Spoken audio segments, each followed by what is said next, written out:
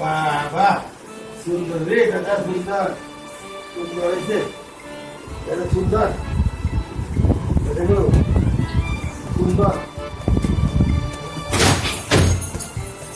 সুন্দর।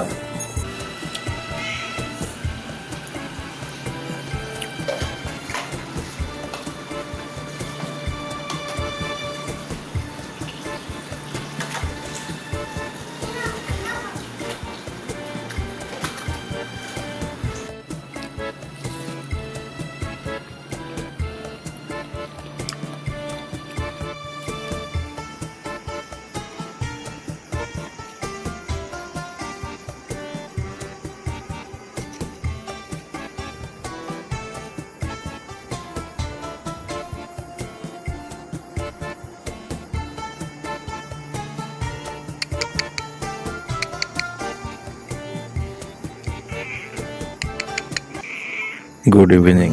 আজকের ব্লগটা এখান থেকে শুরু করছি।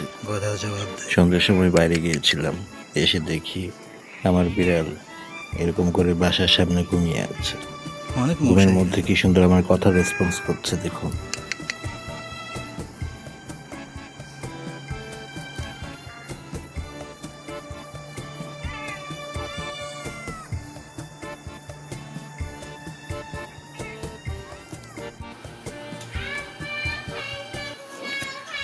দুপুরে লাঞ্চের কিছু অংশ বিশেষ এখানে দেখানো হচ্ছে। দুপুরবেলা আমাদের বাসায় ওই দিন ছিল ছুটির দিন, ওনার হাজব্যান্ড বাসায় ছিল। আর যেহেতু ছুটির দিন স্পেশাল কিছু করা হয়নি, এটা সাধারণত হয় না। খুব কম সময় আছে যে সবার জন্য একই সাথে একই রেসিপি করা হয়েছে। বেশিরভাগ সময় তাদের জন্য আলাদা রেসিপি থাকে। তো এখানে যে মাছের তরকারিটা দেখা যাচ্ছে, এটা দেখে আমি যে খুব একটা স্যাটিসফাইড না, এটা আমার হাতের নাড়াচাড়া দেখেই বোঝা যাচ্ছে। মানে একটা কিছু খেতে হবে তার জন্য খাওয়া। এটা মাছটা ঠিক ছিল, ভালোই ছিল, কিন্তু কি যেন একটা রান্না করেছে, কি একটা সবজি, সেটা আমি চিনতেই পারলাম না যে এটা কোন ধরনের সবজি। ওই যে খাওয়া শেষে একটু তরমুজ আছে দেখা যাচ্ছে, ওইটাই এক ধরনের আর কি বলতে গেলে রিলিফ। মানে মুখটাকে যদি একটু স্বাভাবিক করতে চাই, মানে সাধারণ মুডে রাখতে চাই মুখটাকে, তাহলে হয়তো বা শেষ মুহূর্তে ভাত খাওয়ার পরে, লাঞ্চের পরে ওই তরমুজটা খেতে হবে। ওইটা দেখে আর কি নিজেকে সান্ত্বনা দিচ্ছিলাম যে এখন এটা দিয়ে খেয়ে নেই, তারপরে ঠান্ডা তরমুজটা যদি খাওয়া যায় তাহলে মুখে আবার স্বাদের একটা ব্যালেন্স চলে আসবে। তারপরে একটু চরম বিরক্তি নিয়ে ভাত মাখাচ্ছিলাম, কারণ আমার খাওয়ার জন্য আইটেম ছিল এই একটাই।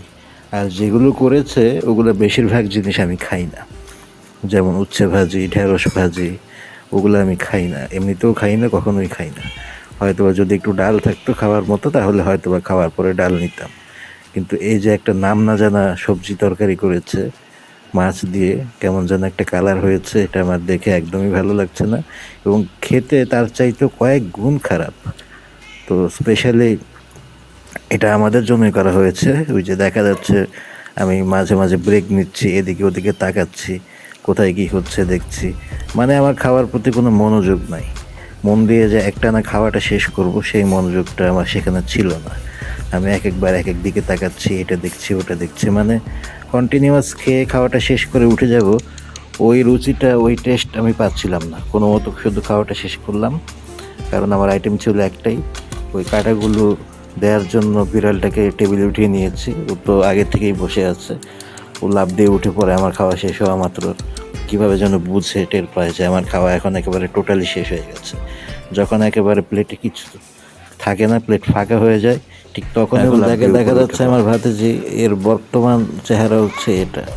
আর আমি যেটা শেয়ার করেছি ওইটা হচ্ছে ওর কম বয়সের কিছু ভিডিও আমার কাছে আগে ছিল। ওই ভিডিওগুলো আমি যে কোনোভাবে হোক আমার কালেকশনে রেখেছিলাম, পুরনো ফোনের থেকে আমি এটা এখানে অ্যাড করে দিয়েছি।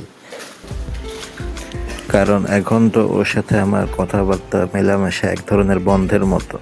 ওর সাথে স্বাভাবিকভাবে আমি কথা বলতে পারি না ওপেনলি, ও আমার কাছে আসতে পারে না, আমার কাছে আসাও নিষেধ। আমি ওর সাথে কথা বলতে পারি না, আমি দোকান থেকে কোনো কিছু কিনে দিলে সেটা ওর খাওয়া নিষেধ, আমার বাবা যদি ওকে কোনো কিছু কিনে দেয় সেটা ওর খাওয়া নিষেধ, এই ধরনের একটা পরিবেশ।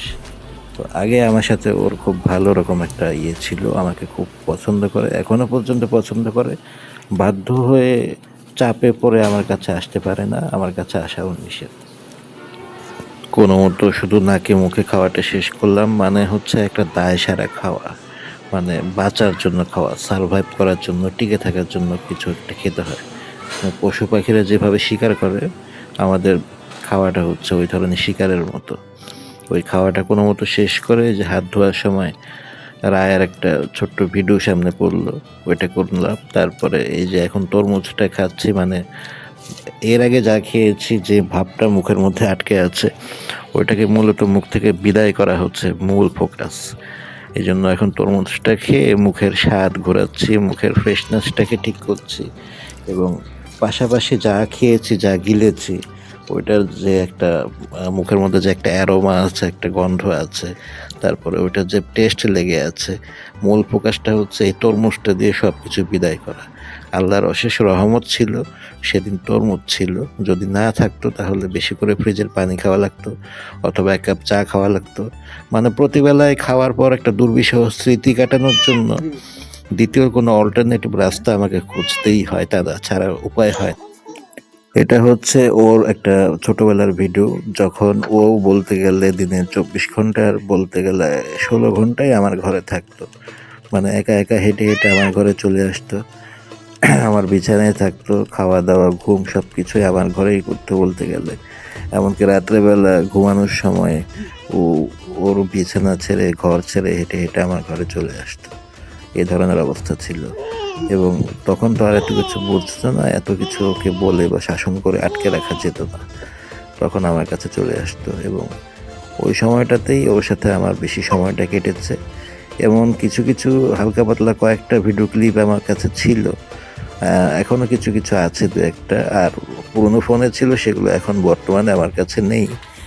তো এখানে যেটা বয়স হবে ওর তখন 1 বছরের কিছু বেশি, 2 বছরের কাছাকাছি বা এরকম কিছু একটা বয়স হবে। ওইভাবে কথা বলতে পারে না, তবে এই যে তখনই দেখা যাচ্ছে যে আমি ললিপপ দিচ্ছি ওর মুখের সামনে, ললিপপ দেখে কেমন রিয়্যাক্ট করছে খাওয়ার জন্য। ওই বয়স থেকেই আমি বলতে গেলে রেগুলার ওকে কিছু না কিছু এগুলো সেগুলো খাওয়াতাম বাইরে থেকে কিনে কিনে, এমনকি ওর দাদাও এটা সেটা খাওয়াতো। তখন থেকেই ও বলতে গেলে এগুলোর জন্য খুব বেশি পাগল হয়ে গেছে, মানে এই ধরনের খাবার। যেমন এখানে দেখা যাচ্ছে কোনো একটা ঈদের শপিং আমি করতে গিয়েছিলাম, সেখান থেকে ফেরার পথে ওর জন্য একটা ড্রেস এনেছিলাম, এটা পরে ওর দাদাকে দেখাচ্ছে। আসলে ওর নামটা ওর আয়া, মানে টোটাল নামটা, মূল নাম, ডাক নাম সবই আমার রাখা।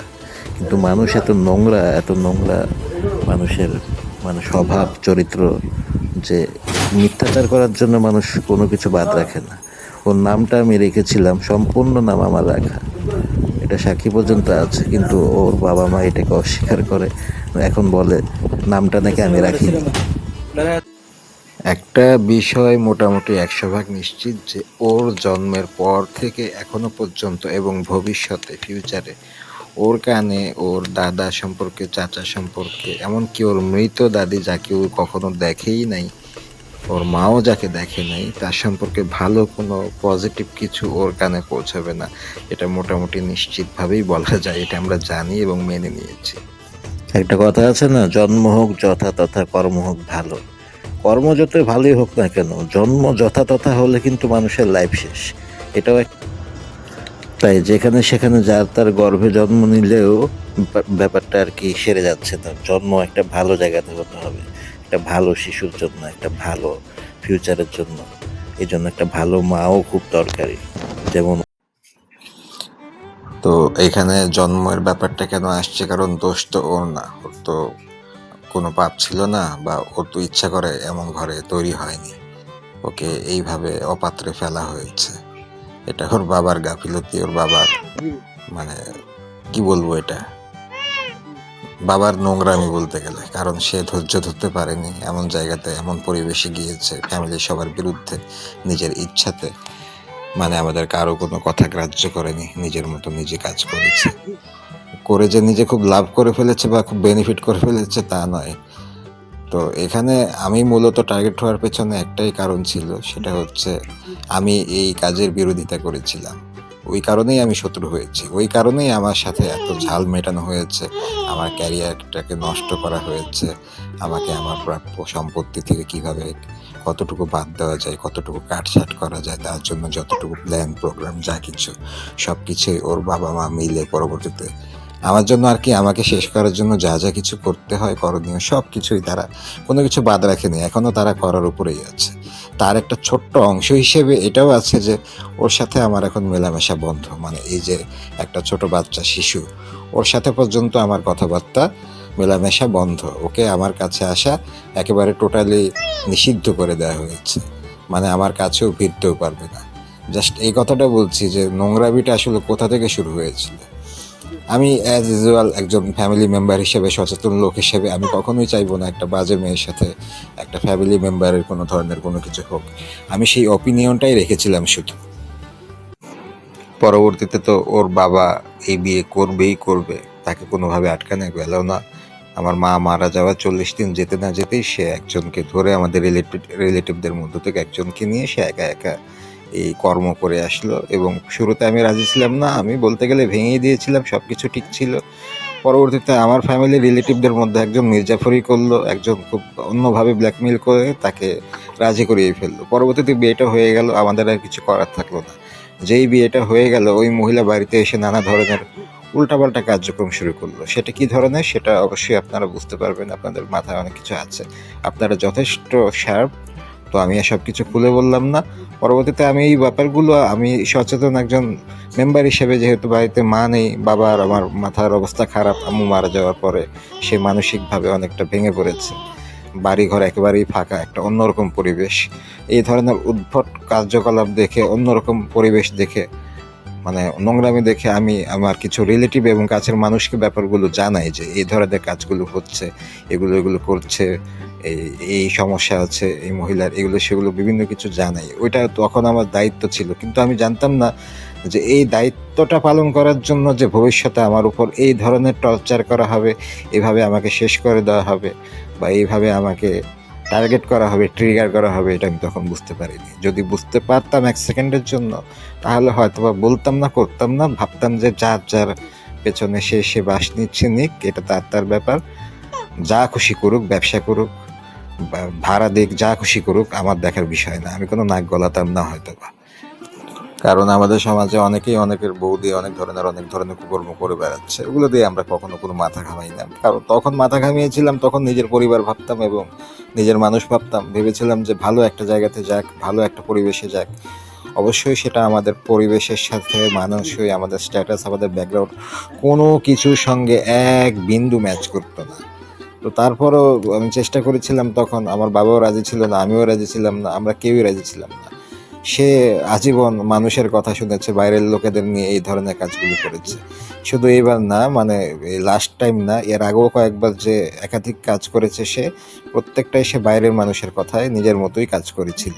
কারণ তার আগেও সে একাধিকবার এই ধরনের বিবাহ সংক্রান্ত কাজ করেছিল, ওই প্রত্যেকবারই বাইরের লোকেদের কথাই করেছে, আমাদের ফ্যামিলির কথা কখনো শোনেনি। যখন বিপদে পড়েছে, প্রতিবার ঝামেলায় পড়েছে, ঘাপলার মধ্যে পড়েছে, প্রতিবার তখনই আমাদের কাছে এসে মানে শেষ আশ্রয় খোঁজে, এটা প্রতিবারের অভ্যাস।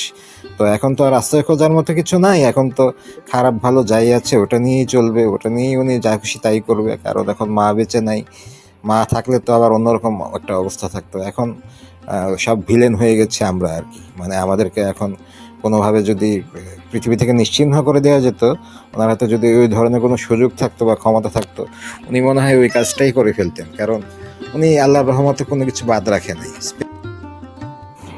স্পেশালি আমার যে ক্ষতি হয়েছে, আমি যদি আগামী 70 বছরে 700 বার জন্ম নেই, 700 বার মৃত্যুবরণ করি এবং আমাকে 7 কোটি টাকা মানে ক্যাশ দেওয়া হয়, তারপরেও আমার এই ক্ষতির কোনো উসুল হবে না, আমার এই ক্ষতি পূরণ হবে না। 7 কোটি কম বলে ফেলেছি, মানে আমাকে যদি 700 কোটি টাকাও দেওয়া হয়, এটার উসুল হবে না, এবং 700 বছরে দেওয়া হয়, এটার উসুল